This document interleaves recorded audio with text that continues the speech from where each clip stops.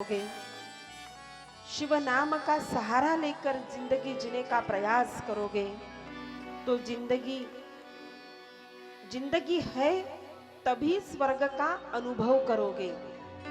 हाँ, आप कहते हो कि मुझे मृत्यु के पश्चात स्वर्ग मिलना चाहिए, ताकि स्वर्ग तो आप है तभी मिलने के लिए तैयार है आपको। हाँ,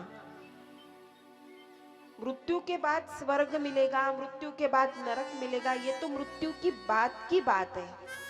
लेकिन जब तक जिंदगी है तब तक उस जिंदगी को स्वर्ग बनाना हमारे हाथ में है। और इसीलिए जिंदगी को हमें अगर स्वर्ग बनाना है, यश की ओर जीवन को हमें ले जाना है, कीर्ति की ओर हमें जीवन में ले जाना है, तो शिव नाम का आश्रय, भक्ति तो करनी है, लेकिन भक्ति में दृढ़ता होनी चाहिए। आज शिव महापुराण की कथा सुनी तो महादेव जी की भक्ति, हाँ, यूं लोटा भर भर के जाएंगे महादेव के मंदिर में, जल चढ़ाएंगे, लेकिन उसके बाद कहीं पर अगर राम कथा सुन लोगे तो श्री राम की भक्ति, कहीं पर अगर कृष्ण कथा सुनोगे तो कृष्ण की भक्ति। ऐसे नहीं, जो एक है वो एक। हाँ, भक्ति में व्यभिचार नहीं होना चाहिए। इसका मतलब ये है कि आप अगर शिव को पूजते हो तो भगवान कृष्ण का भी अपमान आपके बर्ताव से, आपके व्यवहार से नहीं होना चाहिए। इस बात का भी ध्यान रखना चाहिए। अगर आप भगवान श्री कृष्ण की भक्ति करते हो तो जो राम भक्त आपके सामने खड़े हैं, तो आप उन राम भक्तों का भी आपके व्यवहार से अपमान ना होवे, इस बात पर जरूर ध्यान देना, ताकि श्री राम के भी आराध्य महादेव है और श्री कृष्ण के भी परम आराध्य महादेव ही है।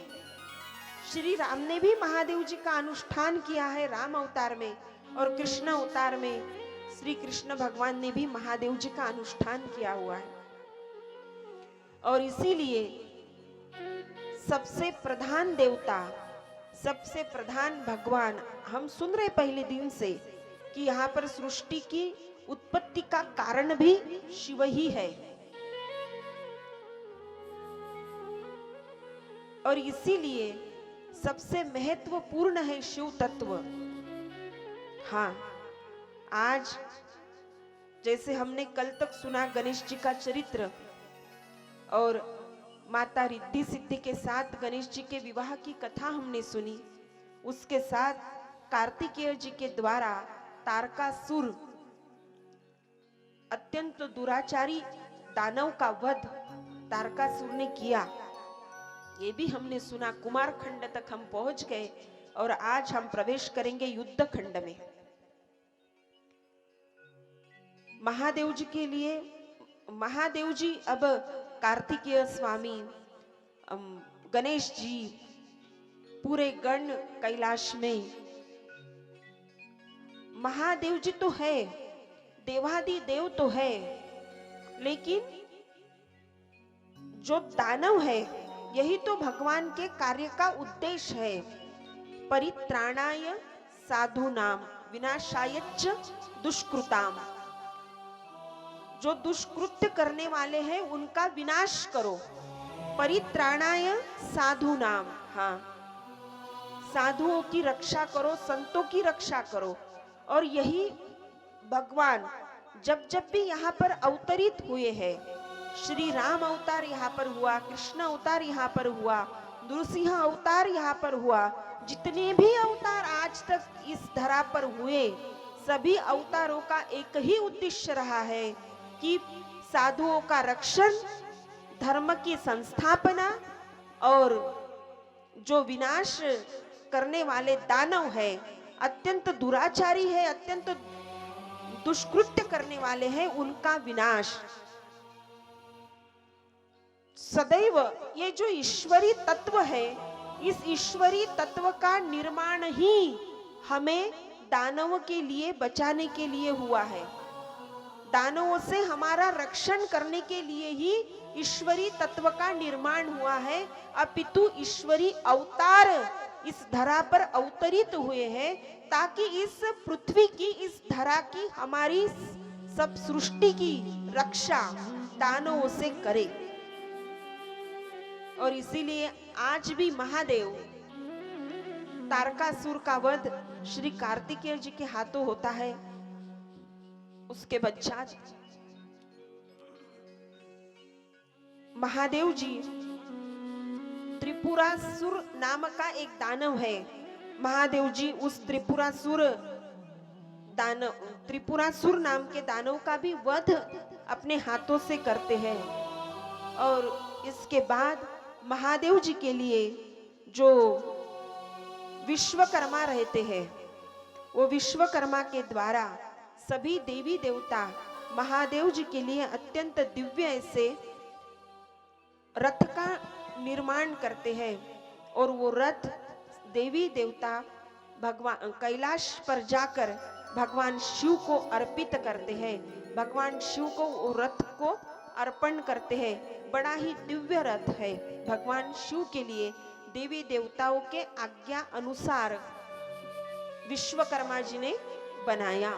विश्वकर्मा जी का तो यही काम था कि किसी ने नगर बनवाने के लिए कहा तो नगर बनवा देना।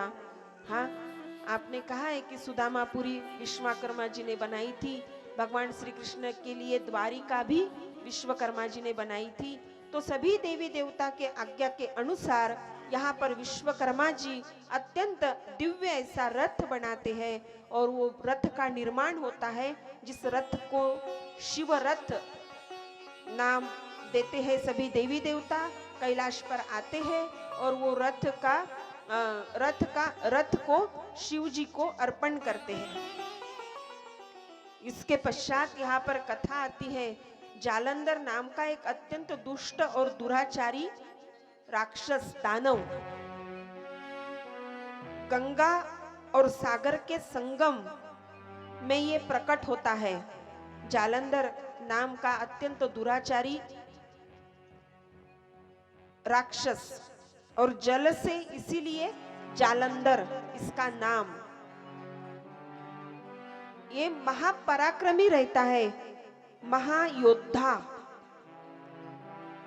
हर किसी ने उसको मारने का प्रयास किया, लेकिन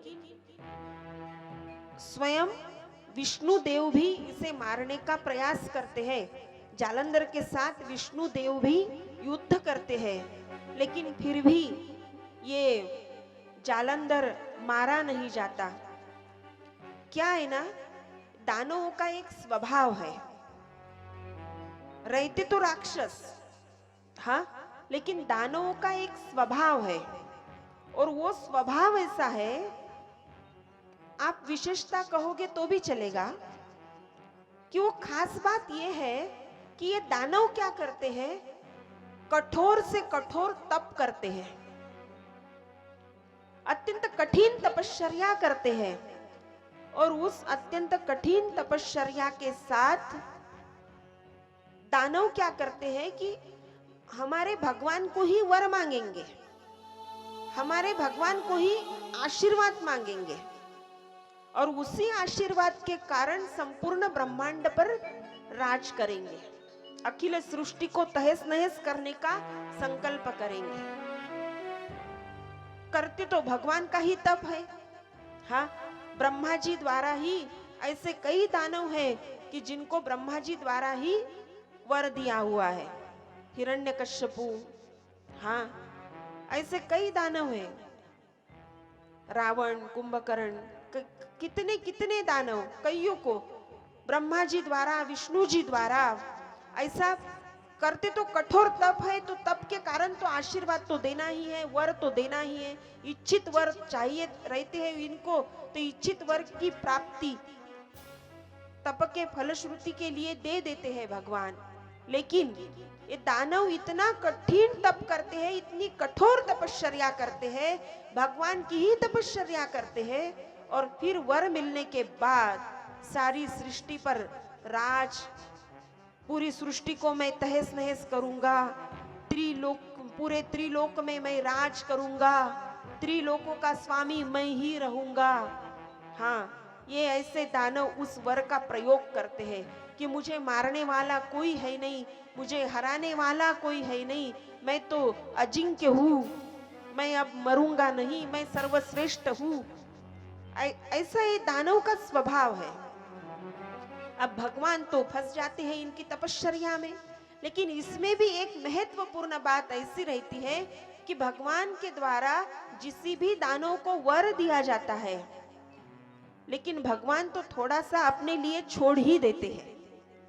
हाँ, भगवान थोड़ा सा अपने लिए छोड़ ही देते हैं।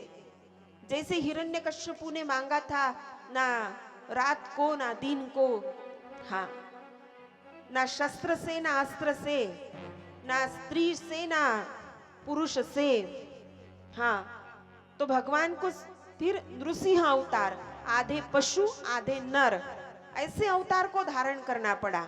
ये तो भगवान का मतलब, ये तो भगवान का ये है योगदान बोलो या भगवान की कृति बोलो या भगवान की कृपा बोलो इस सृष्टि पर। दानव को वर ही देंगे और उस दानव से इस सृष्टि को बचाएंगे भी। हाँ, दानव को वर भी देंगे, राक्षसों को वर भी देंगे, और उनको वर देने के बाद जब वो उस वर का अगर ऋषि का अपमान करेंगे, दुराचारी बनकर इस पृथ्वी पर राज करने के लिए वो अगर करेंगे, तो ये क्या करते हैं सब, ये भगवान क्या करते हैं, एक नया अवतार धारण करके उस राक्षस का वध करते हैं। अब इसी तरह ये जालंधर नाम का राक्षस, स्वयं श्री विष्णु ने भी इस जालंधर के साथ युद्ध किया, लेकिन कोई भी इस जालंधर को हरा नहीं पाया। वृंदा नाम की इसकी पत्नी थी, और इस वृंदा नाम की पत्नी ये बहुत सती थी, ये बहुत पतिव्रता थी, और ऐसा कहते हैं कि एका यशस्वी पुरुषाच्या मागे एका स्त्रीचा हात असतो। हाँ, इसके अनुसार यहाँ पर ये वृंदा के सतीत्व का कारण कि जालंधर को कोई परास्त नहीं कर पा रहा था। जालंधर बस वैसा की वैसा, कोई भी जाए और कोई भी जालंधर को मारे, तो जालंधर को कोई भी परास्त नहीं कर पाया। लेकिन एक दिन सब लोग महादेव जी के पास आए, और जैसे ही महादेव जी के पास आते हैं सब लोग, तो महादेव जी कहते कि हाँ ठीक है, मैं तैयार हूं। और इस प्रकार जालंधर और महादेव जी का बहुत बड़ा युद्ध होता है, और इस युद्ध में जालंधर महादेव जी के द्वारा मारे जाते हैं, और संपूर्ण देवी देवता, संपूर्ण ऋषि महादेव जी का गुणगान करते हैं, महादेव जी का स्तुति गान करते हैं, महादेव जी की जय जयकार करते हैं।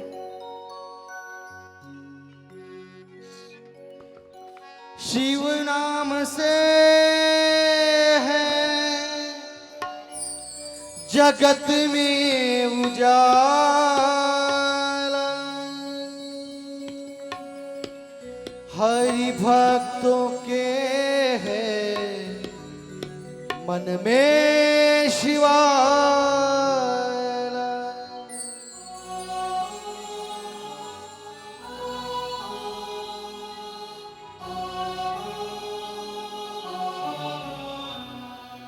हे शंभु बाबा मेरे भोलेनाथ, तीनों लोक में तू ही तू, श्रद्धा सुमन मेरा मन बेलपत्री, जीवन भी अर्पण कर दूं।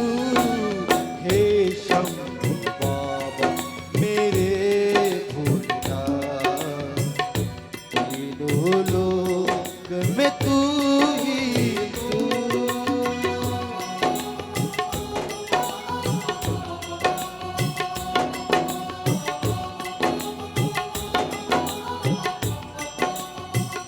बोली शिव शंकर भगवान की जय हो।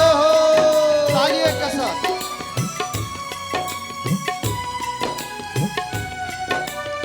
हरि बोल।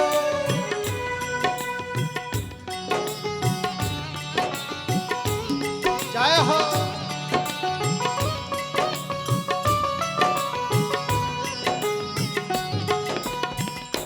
जग का स्वामी है तू, अंतर्यामी है तू, मेरे जीवन की अनमित कहानी है तू। जग का स्वामी है तू, अंतर्यामी है तू, मेरे जीवन की अनमित कहानी है तू। तेरे भक्ति अपार है, तेरी भक्ति अपार, तेरा पावन है द्वार, तेरी पूजा ही मेरा जीवन आधार। धूल तेरे चरणों की लेकर जीवन को साकार किया। हे शंभु बाबा मेरे भोलेनाथ, तीनों लोक में तू ही तो।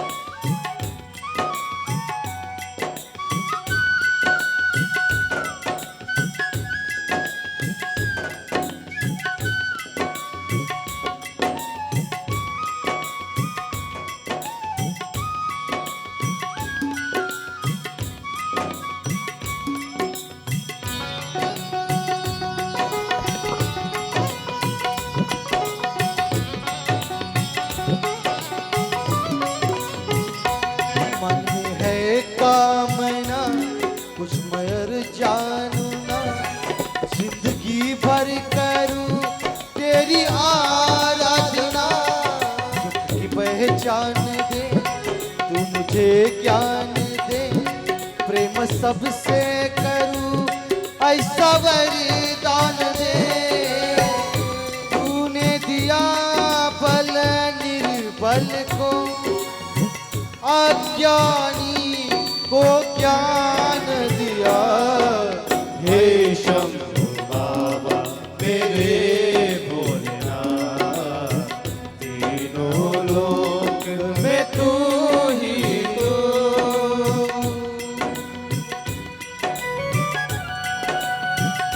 बोली शिव शंकर भगवान की जय हो।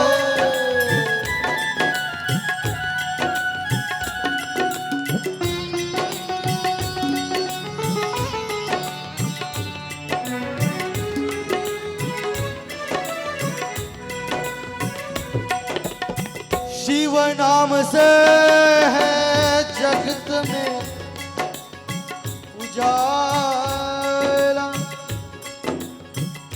हरि भक्तों के है मन में शिवाला। हे शंभु बाबा मेरे भोलेनाथ, तीनों लोक में तू ही तो। श्रद्धा सुमन मेरा मन बेलपत्री, जीवन भी अर्पण कर दूं। हे शंभु बाबा मेरे भोलेनाथ, तीनों लोक में तू ही तो।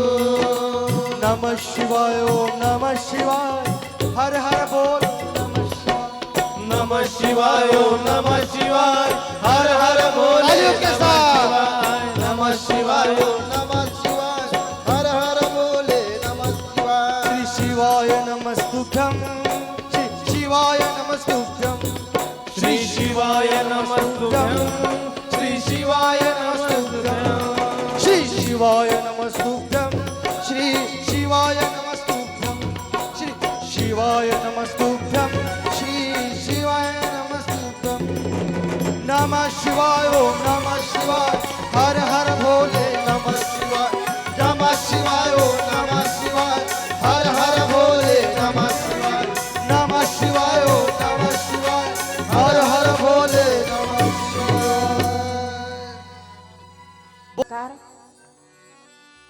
जैसे जैसे दानव यहाँ पर तैयार हुए, उसी प्रकार उसी सामर्थ्य से, दानव का जितना भी सामर्थ्य रहा हो, लेकिन उससे ज्यादा सामर्थ्य के साथ भगवान श्री विष्णु जी, भगवान श्री महादेव जी, इन्होंने, ब्रह्मा जी ने तो खाली वर देने का काम किया, ब्रह्मा जी ने तो खाली आशीर्वाद देने का काम किया, लेकिन श्री विष्णु भगवान श्री महादेव जी ने संपूर्ण राक्षस,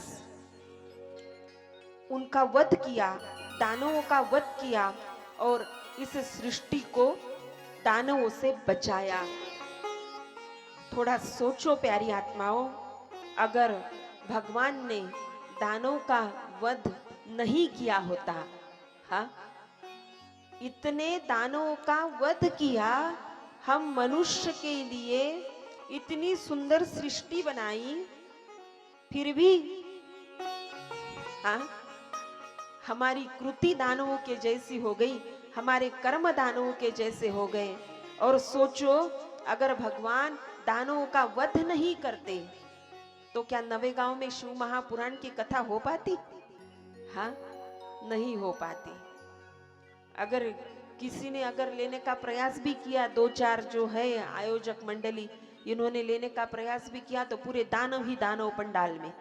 हाँ, अमृत की प्राप्ति भी इसीलिए की थी, देव और असुरों का संग्राम हुआ और उस संग्राम में बीच अमृत की प्राप्ति, और इसीलिए अमृत की प्राप्ति की थी, इसीलिए विष्णु भगवान जी ने मोहिनी अवतार धारण किया था। और मोहिनी अवतार धारण करने के बाद देवताओं को अमृत पिलाया था। क्यों? क्योंकि दानव अगर अमृत का प्राशन कर लिए, दानव अगर अमृत का सेवन करे, तो फिर सृष्टि पर तो दानव ही दानव हो जाएंगे, पृथ्वी पर तो दानव ही दानव हो जाएंगे। हमें बचाने का प्रयास किया। सती युग में हरि अवतार हुआ, त्रेता युग में राम अवतार हुआ, द्वापर युग में कृष्ण अवतार हुआ।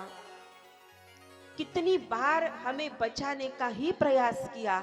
इस कलयुग में हमें बचाने के लिए ईश्वर का अवतार अर्थात संत अवतार, हाँ, इस कलयुग में हमें बचाने के लिए ईश्वर तो स्वयं नहीं आए, लेकिन ईश्वर ने स्वयं का प्रतिरूप अर्थात संत को यहाँ पर भेज दिया, हमें बचाने के लिए, हमारा रक्षण करने के लिए, राक्षसों की वृत्ति से हम बचे। इसलिए यहाँ पर धर्म की संस्थापना करने के लिए कलयुग में ईश्वर ने स्वयं की प्रतिकृति संत को यहाँ पर भेजा। लेकिन क्या हमने संतों को सुना? संत सांगती ते ऐकत नाही बाबा, इंद्रियाचे ऐकतो। हाँ, क्या हमने संतों की सुनी? नहीं सुनी। हाँ, जब पांडव निकले थे स्वर्ग के लिए, तो प्रश्न पूछे गए, तो धर्मराजा युधिष्ठिर जी को प्रश्न पूछे गए, तो उसमें एक प्रश्न था, को दिक, कौन सी दिशा से जाना चाहिए? तो जो दिशा युधिष्ठिर जी बताते हैं कि जो दिशा संतों ने निश्चित की है, हाँ, जो दिशा हमें संतों ने बताई है, उस दिशा से चलो, उस मार्ग से चलो। प्यारी आत्माओं, शिव महापुराण की कथा तो सुननी है, शिव जी का चरित्र तो सुनना ही है, लेकिन उसके माध्यम से, शिव महापुराण के माध्यम से हमारे जीवन को हमें अज्ञान रूपी अंधकार से बचाना है। हमारा जीवन जो अज्ञान रूपी अंधकार से भरा पड़ा है, उस अज्ञान रूपी अंधकार में से हमारे जीवन को हमें बाहर लाना है।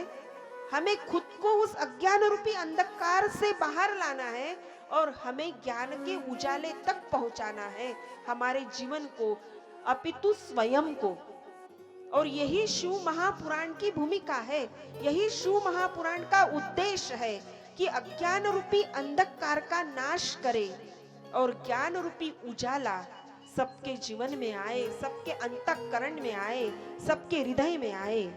हाँ, और यही तो कार्य किया संतों ने। लेकिन क्या हमने संतों को सुना? क्या हमने संतों को आत्मसात किया? क्या व्यवस्था थी संतों के पास? बताओ, कितना दुख, कितना कष्ट, क्या क्या नहीं सहा संतों ने। माउली ज्ञानेश्वर महाराज जी का अगर चरित आप पढ़ोगे तो आपको पता है, उनके माता विठल पंत, उनके पिता विठल पंत, उनकी माता रुक्मिणी, दोनों को देहांत प्रायश्चित के लिए कहा गया और दोनों ने इंद्रायणी के जल में खुद को समर्पित कर दिया। दोनों ने इंद्रायणी के पात्र में खुद को सम्मिलित कर दिया, खुद को समाप्त कर दिया। देहांत प्रायश्चित बोला गया था उनको। क्यों? कि विठल पंत सन्यास के लिए गए थे और सन्यास दीक्षा लेने के बाद फिर वो गृहस्थी में आए थे और उसके बाद उनको 4 संतति हुई थी, निवृत्ति, ज्ञाना, सोपान और मुक्ता। श्री तुकाराम जी महाराज कितने कष्ट सहे इन्होंने, कितनी मेहनत, कितने कष्ट। हम 2 लाइन अगर लिखे तो हमें संभव नहीं है। हमारे मन से अगर 2 लाइन लिखने के लिए हमें कोई कहे तो हमें संभव नहीं है। हम नहीं लिख पाते ढंग से 2 लाइन भी। पण विश्ववंदनीय जगद्गुरु तुकाराम महाराजांनी माय बाप हो अभंग गाथा लिहून काढली। 5000पेक्षा जास्त अभंग लिहून काढले, जे अभंग आम्हाला ज्ञानरूपी सागरामध्ये पोचवितात, जे अभंग आम्हाला मुक्तीच्या परमपदापर्यंत पोहोचवतात, जे अभंग आम्हाला मोक्षाच्या उच्चतम अवस्थेपर्यंत पोहोचवतात। हाँ, उस अभंग का लिखाण अमाने नहीं भंग, जिस अक्षर का कभी भंग नहीं होता उसे अभंग कहते हैं। उस अभंग का निर्माण विश्ववंदनीय जगतगुरु श्री तुकाराम महाराज जी ने हमारे लिए किया। हाँ, वो भगवान के प्रति रूप ही थे। आज ये बताना क्यों आवश्यक है, कथा के मध्य में ये बताना क्यों आवश्यक है, ताकि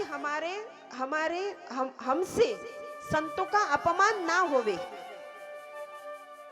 जिन संतों ने यहाँ सद्धर्म की ध्वजा का निर्माण, सत्कार्य की ध्वजा का निर्माण, धर्म संस्थापना के लिए जे संत इस धरा पर अवतरित हुए, जन कल्याण के लिए जो संत इस धरा पर अवतरित हुए, हाँ, उस संतों का ना हमसे अपमान होवे, ना हमारे सामने खड़े होकर हमारे संत का कोई अपमान कर सके। अगर हमारे सामने खड़े होकर हमारे संत का कोई अपमान करे तो हमारा इतना सामर्थ्य होना चाहिए प्यारी आत्माओं कि हमारे संत की भूमिका हम उसके सामने स्पष्ट रूप से कह सके। हाँ, आज देखो ना,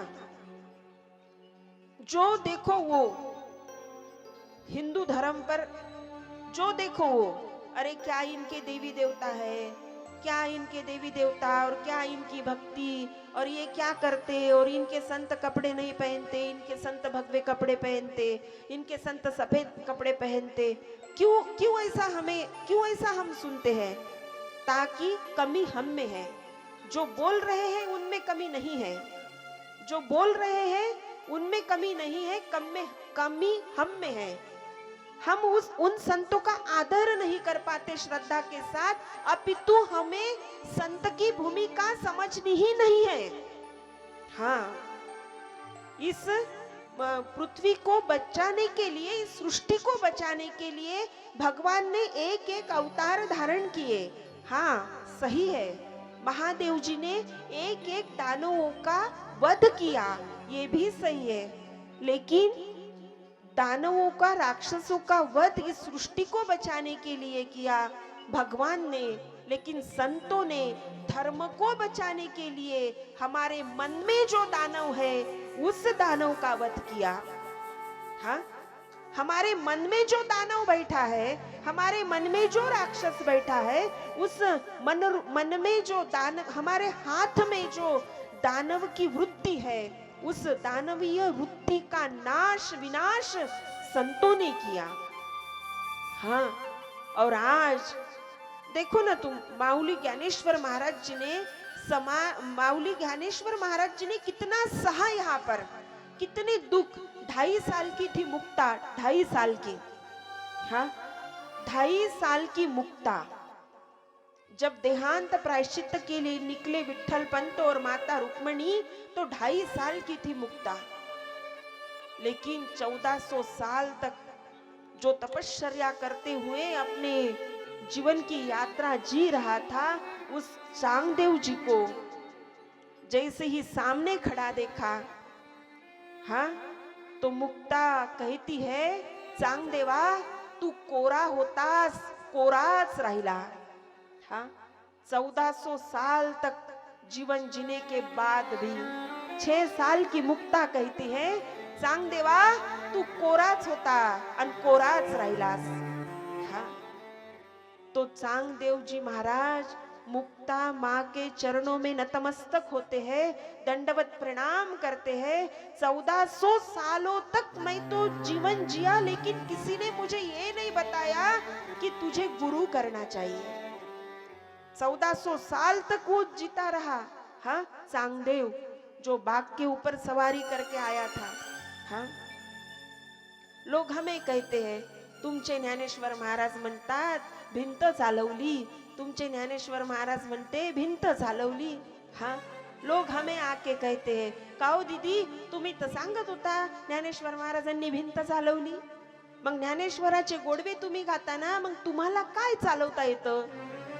हाँ, लोग हमारे पास आके हमें पूछते हैं उल्टा, ज्ञानेश्वर महाराजांबद्दल बोलताना तुम्ही, मग तुम्हाला काय चालवता येतं? मी त्यांना एकच म्हणते, मैं सबको एक ही जवाब देता हूँ, कहा उन्होंने तो दीवार चराई, मुझ में भी इतना सामर्थ्य है कि मैं भी दीवार चरा सकूं, लेकिन मेरी एक शर्त है। हाँ, जैसे चांगदेव बाघ की सवारी करके आया था, वैसे आपको भी बाघ के ऊपर बैठकर आना है मेरे सामने। दीवार तो चलेगी अपने आप।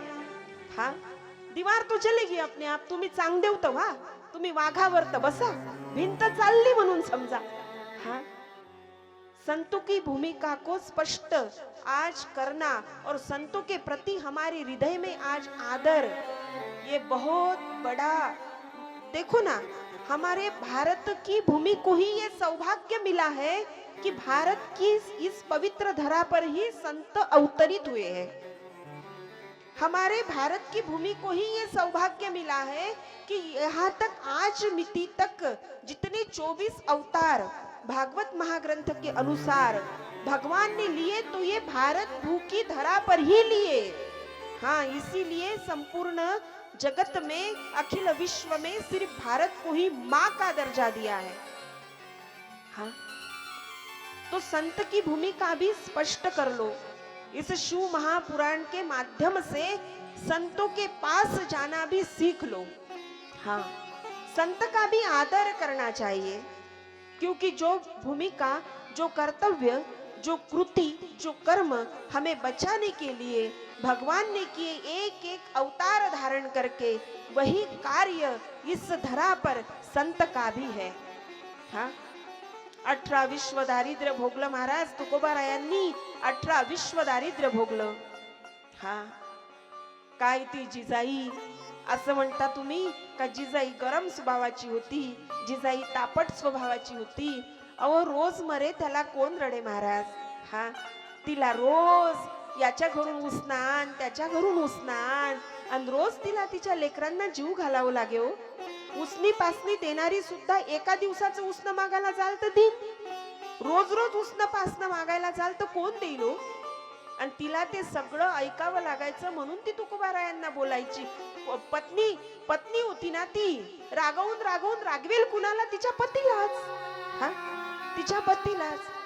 तुम्ही त्या काळ्या कुट्ट विठ्ठलाच्या नादी लागलात. तो काळ्या, तो विठ्ठल जेवढा वरून काळा आहे ना, तेवढा आतूनही काळा आहे तो. त्यानं तुम्हाला नादी लावलं. तुम्हाला त्या जिजाईचा तापट स्वभाव दिसला, तुम्हाला त्या जिजाईचा भांडकुदळपणा दिसला. तुम्ही एका क्षणात म्हणून टाकलं तुकोबारायाची पत्नी तिथं भांडखोर होती. लेकिन आपने ये क्यों नहीं खोजा प्यारी आत्माओं कि तुकोबा जी के पहले, तुकाराम महाराज जी के पहले, सबसे पहले विठ्ठल नाथ जी ने माँ जिजाई को दर्शन दिया. सबसे पहले जिजाई को दर्शन दिया. क्यों? क्योंकि उनकी भक्ति, विठ्ठल नाथ जी की भक्ति करते थे तुकाराम जी महाराज, और तुकाराम जी महाराज की भक्ति करती थी जिजाई. संत गरजुनिया सांगे जावे त्यांच्या मागे मागे. तुकाराम महाराज जी की पत्नी जिजाई, सबसे पहले विठ्ठल नाथ जी के दर्शन जिजाई को हुए. हाँ, विठ्ठल नाथ जी भगवान जिजाई के पास आकर बैठते हैं और उनके पैर में जो कंकड़ उनके पैर में है, हाँ, अपने गोदी में वहां पर बैठते हैं जिजाई के पास. अपने गोदी में अपने हाथ हथेली के ऊपर जिजाई का पैर ऐसा उठाकर अपने गोदी में रखते हैं विठ्ठल नाथ जी भगवान. ये कितना बड़ा अधिकार होगा. हाँ, अरे काय नाव आहे बाबा तुझं? मोठं चांगलं वाटतं रे, तू रोज काटे काढून देतो ना, मोठं चांगलं वाटते रे. तुझं काय नाव आहे रे? आणि त्या काटे काढणाऱ्यानं सांगाव माझं नाव विठ्ठल आहे, विठ्ठल. आणि विठ्ठल म्हटलं काही न दगड घेऊन त्याच्या माग धावाव. अरे विठ्ठला सोड रे बाबा, सोड रे. माझे बुवा 4 दिवसापासून इथं भंडारा गडावर आहे. हा, सोड रे बाबा, आता तरी सोड. आम्हाला दोघाला एकांतात बसू दे. आणली कशी बशी भाकरी खाऊ घालू दे मला त्यांना. का रे काळ्या कुंड विठ्ठला तू इथे येतोस? हा, कितना सामर्थ्य था उस जिजाई का, कितना प्रचंड अधिकार उस जिजाई का रहा होगा कि उस जिजाई को अगर गांव के लोग पूछते हैं कि जिजाई तुकोबा कहाँ गए, तो जिजाई कहती है मुझे पता नहीं, 6 दिन से घर पे नहीं आए. मुझे तो पता नहीं, 6 दिन से तो मैं भी उनकी राह देख रही हूँ. 6 दिन हो गए वो तो घर पे नहीं आए. लेकिन कुछ लोग कहते हैं कि नहीं नहीं, हमें उनके साथ मिलना है, हमारे गांव में उनको बुलाना है, हमारे गांव में कीर्तन के लिए उनको बुलाना है. तो ये तो बता दो कि कहां पर गए होगे, एक आपका अंदाजा ये तो बता दो कि कहां पर गए होगे. तो जिजाई क्या उत्तर देती है, ध्यान से सुनना. हाँ, जिजाई क्या उत्तर देती है उन लोगों को जो तुकोबा जी के साथ मिलने के लिए आए, ताकि हम इनके साथ मिले और हम इनको हमारे गांव कीर्तन के लिए लेके जाए. तो वो जिजाई, वो जो लोग आते हैं उन लोगों को क्या उत्तर देती है? जिजाई सांगते 6 दिवस झाले बाबांनो, माझे बुवा माझ्या डोळ्यानं दिसले नाही. पण तुम्ही जर म्हणता की तुम्हाला बुवाची भेट घ्यायची आहे तर असं करा, त्या चौक लागतो ना, त्या चौकात उभे राहा आणि थोडीशी माती हातात घ्या. ज्या रस्त्यानं माझे बुवा गेले ना, त्या रस्त्याची माती विठ्ठल विठ्ठल म्हणते. तुमच्या ओंजळीतली माती जर विठ्ठल विठ्ठल म्हणत असेल ना, तर त्या रस्त्यानं माझे बुवा गेले असं समजा. कितना बड़ा अधिकार, कितना प्रचंड अधिकार. ये सामर्थ्य साधारण है. गोबर के कंडे बनाती हुई जना, जब कबीरदास महाराज जी उनको देखते हैं, उसने गोबर के कंडे बनाए, गोरी जिसको बोलते. हाँ, और नामदेव महाराज जी से कहते हैं कि मैंने तो बहुत चर्चा सुनी थी कि कृष्ण इसके साथ आते हैं, कृष्ण इसके साथ भजन करते हैं, कृष्ण इसके साथ गाते हैं, नाचते हैं. मैंने तो सुना था पूरी महाराष्ट्र भर इसकी ख्याति है जना की, इसीलिए मैं उसको मिलने के लिए आया. तो ये तो झगड़ा कर रही अपनी सहेलियों के साथ. ये बोल रही कि हाँ, इसकी सहेलियां बोल रही कि हाँ तूने इतने कैसे ये बनाई गोबर के कंडे, तूने इतने कैसे गोरियां बनाई. हाँ, तो जनाबाई कहती है कबीरदास जी महाराज देख रहे, जैसे कबीरदास जी महाराज लौट कर जाएंगे अब कि नहीं नहीं ये जना नहीं हो सकती, ये तो झगड़ालू है. तो नामदेव जी वहां पर आते हैं और नामदेव जी हाथ पकड़कर कबीरदास जी महाराज जी को लेकर जाते हैं. और नामदेव जी पूछते हैं जना, अगं तुझ्या गोऱ्या जर ओळखायच्या असल्या तर मग आम्ही काय युक्ती करावी. हाँ, तो जना कबीरदास जी महाराज जी के सामने नामदेव जी महाराज जी को उत्तर देती है प्यारी आत्माओं कि एक एक गोबर के कंडे को उठाओ, एक एक गोरी को उठाओ, और जिस गोरी में से विठल विठल नाम की ध्वनि सुनाई देगी, समझ लेना वो गोरी मैंने बनाई है। हाँ, ये संतों का सामर्थ्य है प्यारी आत्माओं, ये संतों का अधिकार है। इसीलिए तो कहते हैं कि राजा से महाराज बड़े, क्योंकि इनके कहने भगवान खड़े। हाँ, इनके पास इतना सामर्थ्य है कि ये हमारे लिए भगवान को भी हमारे पास लाकर खड़ा कर देंगे। जीव है हम और शिव है भगवान, लेकिन जीव और शिव को जोड़ने वाली वायर का नाम है संत। हाँ, संतों का चरित्र जब आता है तब मीरा जी का चरित्र याद आता है प्यारी आत्माओं। कितना अद्भुत चरित्र है मीरा जी का। हाँ, कितना अद्भुत चरित्र है और कितना प्यार से भरा हुआ चरित्र है। कितनी अद्भुतता, कितनी अलौकिकता। जिस जैसी हमारी गांव में कथा चलती है, वैसी कथा रहती है गांव गांव में, वैसे मीरा के गांव में भी, मीरा छोटी सी थी तब कथा का आयोजन हुआ था।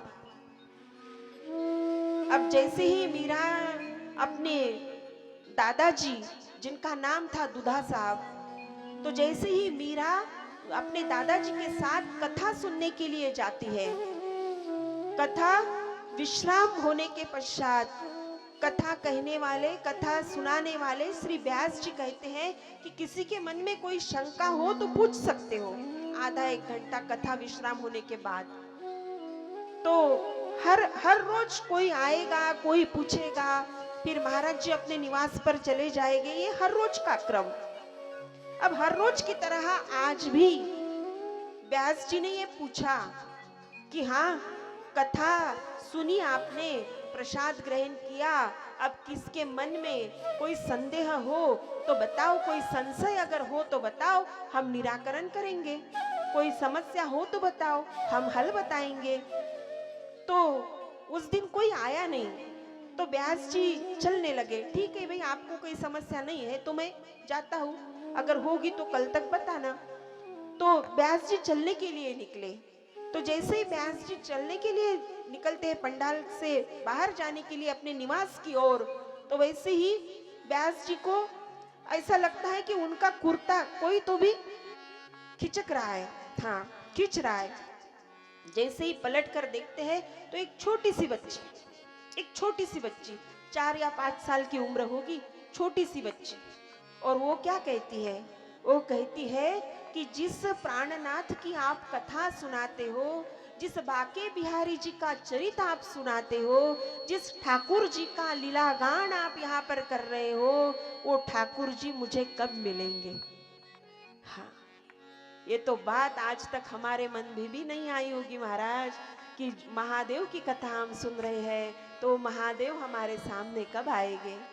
उस महादेव चंद्रशेखर त्रिनेत्रधारी त्रिलोकीनाथ, उस महादेव का हमें दर्शन कब होगा? हाँ, भागवत कथा तो सुनते हो, जरूर सुनते हो, लेकिन भागवत कथा सुनने के पश्चात ये हमारे मन में कभी नहीं आया होगा। हाँ हाँ, ये जरूर आया होगा कि व्यास जी है, फिर ऐसी कथा सुनाई, वैसी कथा सुनाई। हाँ, ऐसा बोला था व्यास जी ने, वैसा बोला था। हाँ, दीदी तो आई थी, पिछले साल भी भागवत करके गई। हाँ, फिर राम कथा करके गई। मजा है, ये लोग बड़े आते हैं, चाव से रहते, शान से रहते, बड़ा रईसी ठाट है इनका। ये बातें मन में आई होगी जरूर। हाँ, लेकिन ये मन में नहीं आया होगा कि जिस कृष्ण का चरित्र मैंने सुना 7 दिवस, वो कृष्ण मेरे सामने कब आएंगे? लेकिन छोटी सी मीरा जी दुदा साहब के साथ आती है, अपने दादाजी के साथ आती है और व्यास जी को पूछती है कि जिस ठाकुर का आप चरित्र कह रहे हो, वो ठाकुर जी मुझे कब मिलेंगे? वो प्राणनाथ मुझे कब मिलेंगे? उनको मुझे देखना है। तो व्यास जी अपने घुटने जमी पर रखकर उस बच्ची के पास रुकते हैं, उस बच्ची को आलिंगन देते हैं, उस बच्ची को बड़े ही लाड़ प्यार से, बड़ा ही दुलार से, और व्यास जी के आंखों में अश्रु आते हैं कि मेरी बच्ची, कितना सुंदर सवाल तूने पूछ लिया, कितना सुंदर प्रश्न तूने पूछ लिया। इतनी कथाएं आज तक मैंने की है, इतनी कथाएं आज तक मैंने सुनाई है, लेकिन ये बात मेरे भी मन में नहीं आई कि जिस ठाकुर जी का चरित्र मैं सुनाता हूँ वो ठाकुर जी मेरे सामने कब आएंगे। हाँ, ये बात तो मेरे भी मन में नहीं आएगी। और व्यास जी ने आशीर्वाद दिया कि ये बच्ची बड़ी बनकर बहुत बड़ा कार्य करेगी, ये बच्ची बड़ी बनकर इसका बहुत नाम होगा, ये कृष्ण के प्रति इसकी अलौकिक प्रीति रहेगी। हाँ, और वही मीरा 2-2.5 साल के बाद जब 7-7.5 साल की उम्र हो जाती है, तो वही मीरा एक बार अपने घर के ओटले पर बैठी है और वो अपने माँ को कोई शोर शराबा उसे सुनाई देता है, बैंड बजता हुआ उसे सुनाई देता है। तो वही मीरा अपने माँ को पूछती है कि ये किस बात का शोर है माँ। तो माँ कहती है अरे ये तो बाजा है बज रहा। लेकिन माँ क्यों? तो माँ कहती है बेटा आज शादी है। किसकी शादी है माँ? अरे अपने गांव की एक लड़की है, उसकी शादी है। हाँ उसकी शादी है। माँ शादी यानी क्या होता है? अरे अपने गांव की एक लड़की, बाहर गांव से आएगा वो दूल्हा, ये लड़की दुल्हन बनेगी और फिर इनकी शादी होगी रीति रिवाजों के तहत। पंडित जी के समक्ष पूरे रिश्तेदार आएंगे, उनका खान पान होगा, बहुत कुछ यहाँ पर होगा पूरे रीति रिवाज के तहत पंडित जी के सामने। और फिर जैसे पंडित जी रिवाज बताएंगे रीति के अनुसार इनका विवाह होगा और फिर वो दुल्हन पूरी समय के लिए, पूरी जिंदगी के लिए उस दूल्हे के साथ ससुराल चली जाएगी। इसे शादी कहते हैं। हाँ माँ, हाँ बेटा मीरा, इसे शादी कहते हैं। हाँ माँ, सबकी शादी होती है। मीरा जी 7.5 साल की उम्र है और मीरा जी अपने माँ को शादी का अर्थ पूछती है तो माँ बता देती है, माँ सबकी शादी होती है। हाँ मीरा, सबकी शादी होती है। माँ मेरी भी शादी होगी? मीरा उत्कंठा के साथ, जिज्ञासा के साथ, हाँ एक साधारण सा प्रश्न अपनी माँ को करती है। तो माँ तो कहती है हाँ मीरा, तेरी भी शादी होगी। एक बहुत सुंदर महापराक्रमी राजकुमार घोड़े पर सवार होकर दुल्हा बन के आएगा और मेरी मीरा को मेरे पास से लेके जाएगा। ये तो मेरे कलीजे का टुकड़ा, लेकिन मेरे पास से लेके जाएगा। मीरा तेरी भी शादी होगी। अब शादी की बात तो है ही, ऐसी माँ हो या पिता हो, कल्पना भी करे तो आंखें गीली हो जाती है, आंखें नम हो जाती है। हाँ, तो मीरा जी कहती है माँ मेरी भी शादी होगी। हाँ मीरा, तेरी भी शादी होगी। कब होगी? मीरा कहती है कब होगी? हाँ कब होगी? माँ कहती है बेटा उसके लिए एक उम्र की जरूरत है। हाँ, अब तू तो छोटी है, तुझे बड़ा होना चाहिए, बड़ा होना है। बड़े होने के बाद तेरी जब उम्र हो जाएगी शादी की, तब शादी होगी। तो माँ कहती, मीरा कहती है नहीं माँ, मुझे आज ही शादी करनी है। बस मैं कहती हूँ मुझे आज ही शादी करनी है।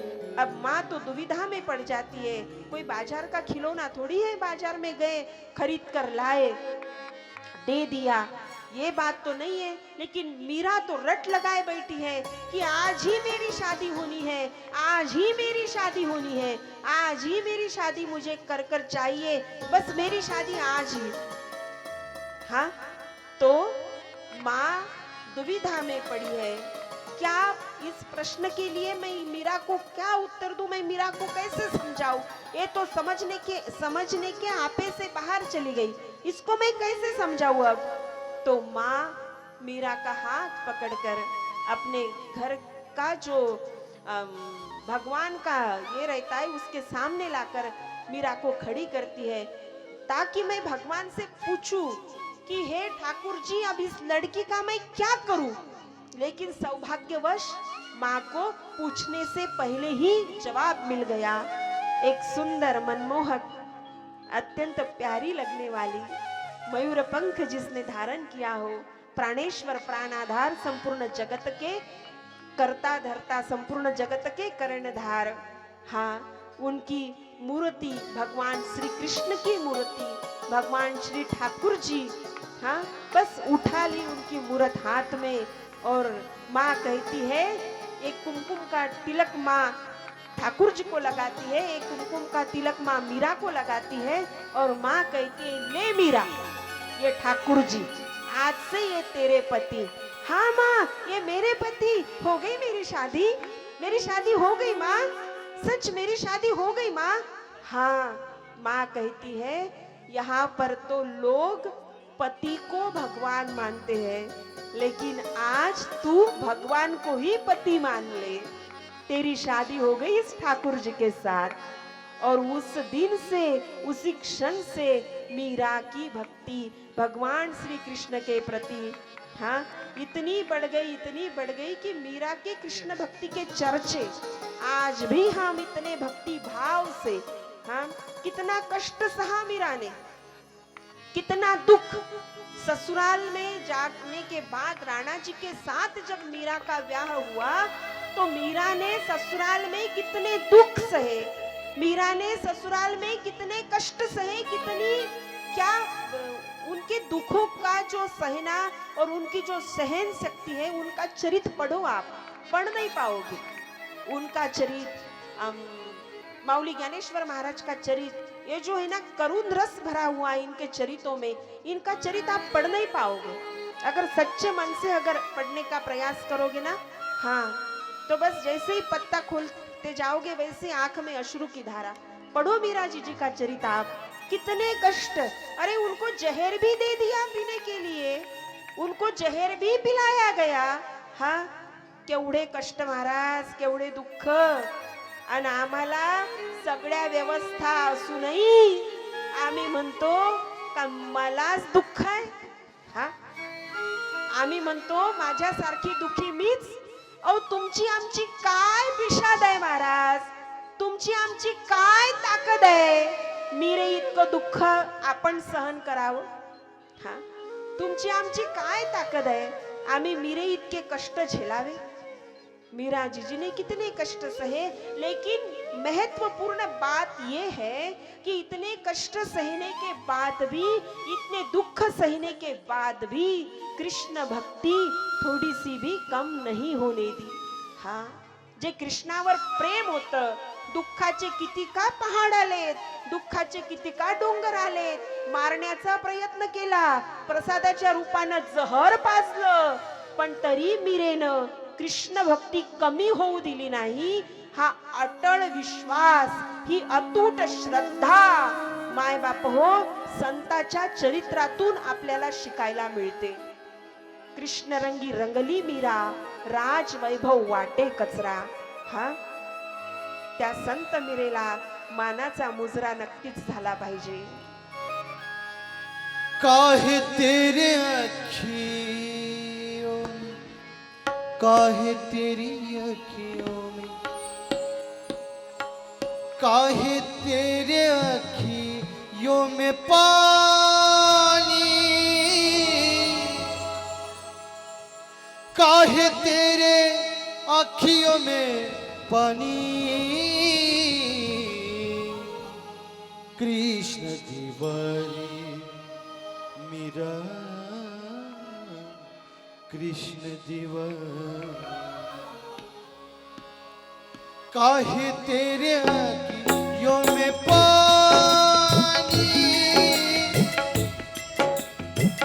काहे तेरे अखियों में पानी,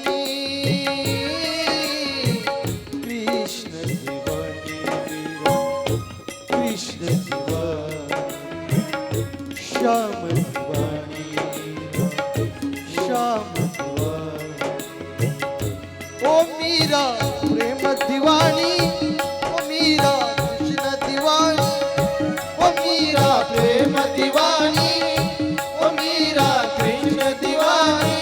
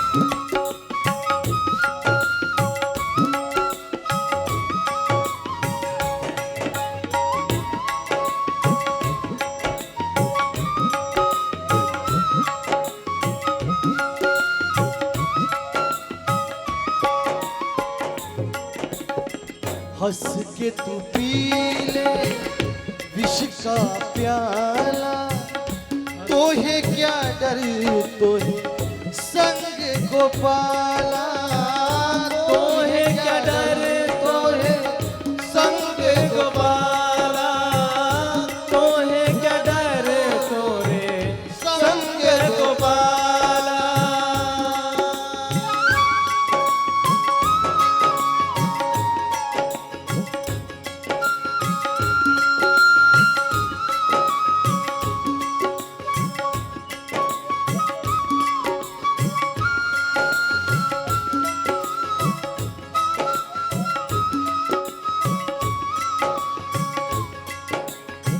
हंस के तू पी ले विष का प्याला, तो है क्या डर तो है संग गोपाला, तो है क्या डर तोरे संग गोपाला। तेरे तन की ना होगी हानि, तेरे तन की ना होगी हानि,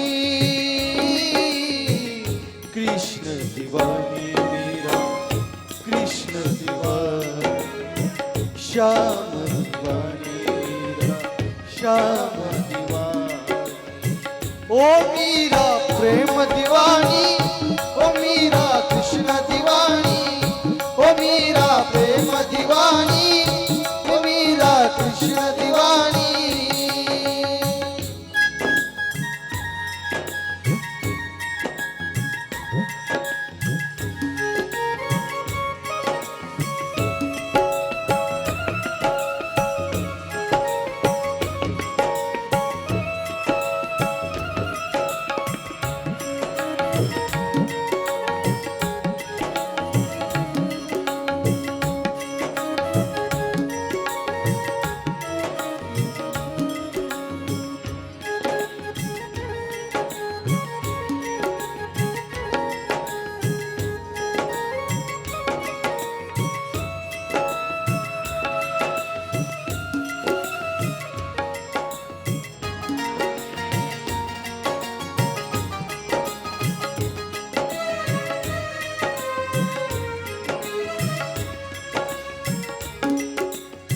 प्रीत में भक्ति जब मिल जाए, सृष्टि क्या सृष्टि खिल जाए, प्रीत में भक्ति जब मिल जाए, जग तो क्या सृष्टि मिल जाए। तूने प्रीत जो मुझसे जोड़ी, मैंने लोक लाज सब जोड़ी,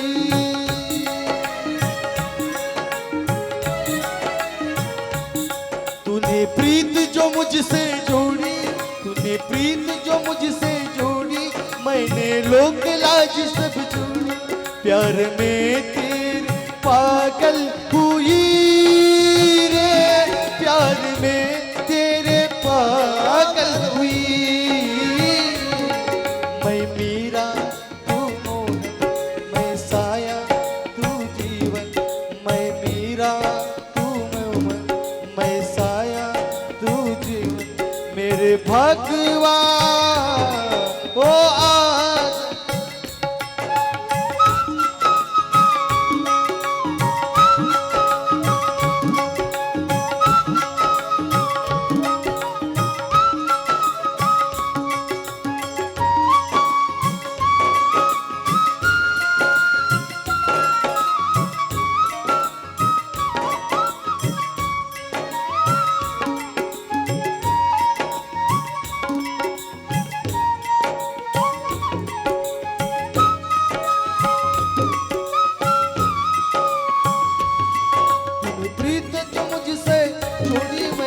रीत रस्म सब तोड़ी, तूने प्रीत जो मुझसे जोड़ी, मैंने रीत रस्म सब तोड़ी। मनन की नगरी में हलचल हुई रे, मनन की नगरी में हलचल हुई रे, मेरे दिल की तू धड़कन, तेरे दिल की मैं मेरे भगवान आजा।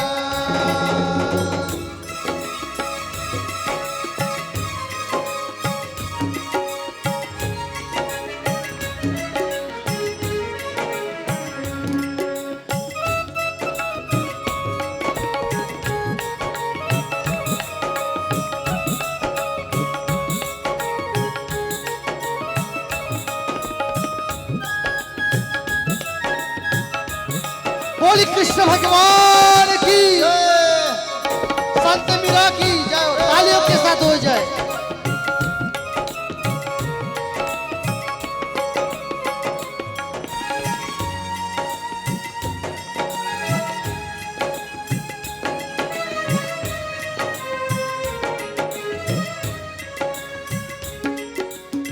सबके लिए मैं मुरली बजाऊं, नाच नाच सारे जग को नचाओ, नाच नाच कर जग को नचाओ।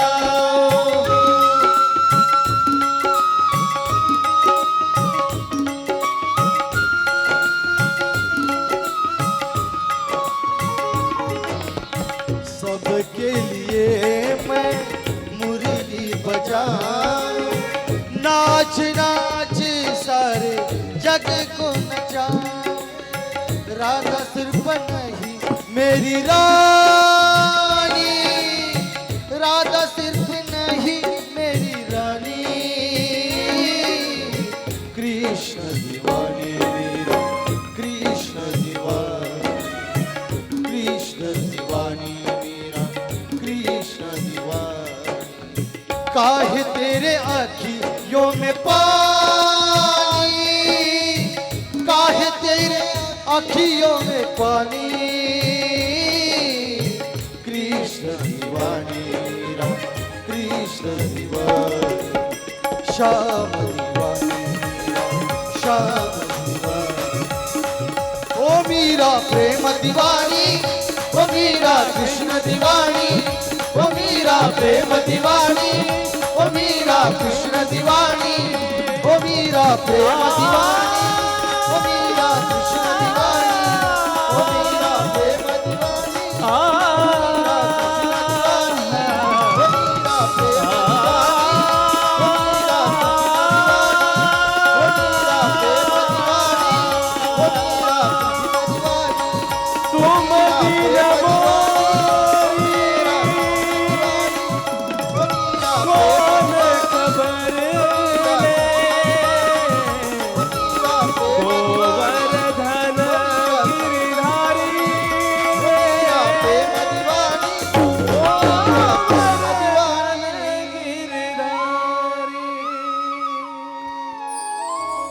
बोली कृष्ण भगवान की जय।